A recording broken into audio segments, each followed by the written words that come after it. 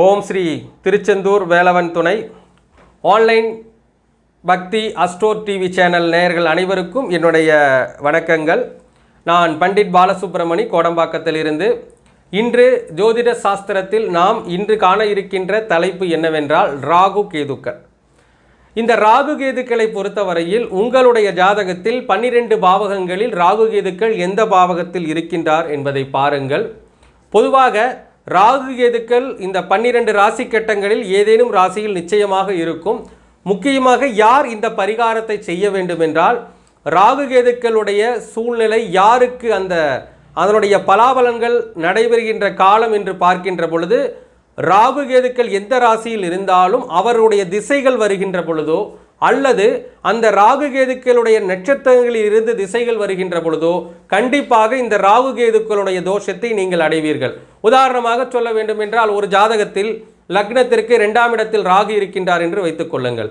அப்பொழுது ராகு திசை வருகின்ற பொழுதும் அதே போல ராகு பகவானுடைய நட்சத்திரங்களான திருவாதிரை, சுவாதி, சதயம் நட்சத்திரத்திலிருந்து திசை நடந்து ராகு பகவான் 2ஆம் இடத்தில் இருந்தாலும், அதே போல பூசம் நட்சத்திரம், விசாகம் நட்சத்திரம், சதயம் நட்சத்திரத்தில் இருந்து கிரகங்கள் திசை நடத்தி ராகு பகவான் 2ஆம் இடத்தில் இருந்தாலும் கண்டிப்பாக அந்த காலகட்டங்களில் அந்த ஜாதகருக்கு குடும்ப ரீதியான பிரச்சனைகளோ அல்லது வருமான ரீதியான பிரச்சனைகளோ முகம் சார்ந்த பிரச்சனைகளோ நிச்சயமாக ஏற்படும்.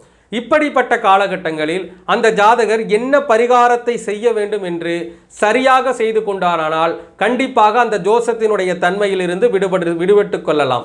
அப்படி பார்க்கின்ற பொழுது எந்த ஒரு ஜாதகமாக இருந்தாலும் சரி, உங்களுக்கு நான் சொன்ன அமைப்பில் 2ஆம் இடத்தில் இருக்கின்ற ராகுவின் திசை அல்லது 2ஆம் இடத்தில் ராகு இருந்து திருவாதிரை, சுவாதி, சதயம் நட்சத்திரத்தில் இருந்து நடக்கின்ற திசையாக இருந்தாலும், பூசம், விசாகம், சதயம் நட்சத்திரத்தில் இருந்து நடக்கின்ற திசையாக இருந்தாலும் நான் சொன்ன பாதிப்புகள் ஏற்படும்.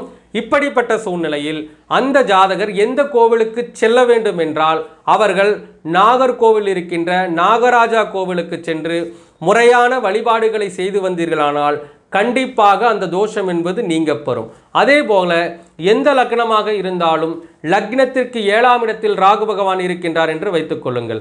லக்னத்திற்கு 7ஆம் இடத்தில் ராகு பகவான் இருக்கின்ற பொழுது அந்த ராகு திசையோ, ராகுவினுடைய நட்சத்திரத்தில் இருக்கின்ற திசையோ அல்லது ராகு பகவானுடைய டிஎன்ஏவை கொண்ட திசையோ நடைபெறுகின்ற பொழுது அந்த ஜாதகர் அந்த ராகு பகவானுடைய தோஷத்தை குறைத்து கொள்ள எந்த கோவிலுக்கு செல்ல வேண்டும் என்றால் திருநாகேஸ்வரம் செல்ல வேண்டும்.